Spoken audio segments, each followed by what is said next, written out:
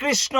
তো সামনেই আসতে চলেছে ঝুলন যাত্রা মহা মহোৎসব, শ্রী শ্রী রাধা গোবিন্দের শুভ ঝুলন যাত্রা মহা মহোৎসব 2025 খ্রিস্টাব্দে কবে পালন করা হবে এই ঝুলন যাত্রা মহা মহোৎসব? পবিত্র রোপণী একাদশী অর্থাৎ 19শে শ্রাবণ 5ই অগস্ট 2025 মঙ্গলবার থেকে 23শে শ্রাবণ 9ই অগস্ট বলরাম পূর্ণিমা অর্থাৎ শনিবার পর্যন্ত এই ঝুলন যাত্রা মহা মহোৎসব পালন করা হবে।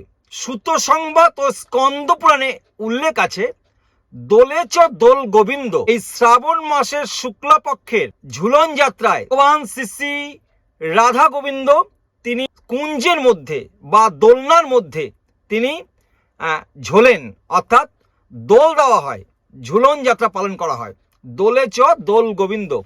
তো চাপে চ মধুসূদন, অর্থাৎ বৈশাখ মাসের এই যে চন্দন যাত্রা হয় 21 দিন যাবত, সেই সময় ভগবান শ্রী শ্রী রাধা মাধবের নৌবিহার হয়। তো নৌকায় করে চেপে তিনি বিহার করেন। এবং আরেকটি পয়েন্ট কি বলা হয়েছে, রথে চ বামনং দিষ্টা পুনর্জন্ম ন বিদ্যতে, অর্থাৎ এই যে আষাঢ় মাসের শুক্লাপক্ষের রথযাত্রা মহা মহোৎসব কয়দিন আগে গেল, অর্থাৎ রথে চড়ে ভগবান শ্রী শ্রী জগন্নাথ দেব, বলদেব, সুভদ্রা মহারানী তিনি রাজপথে রথে চেপে তিনি যান।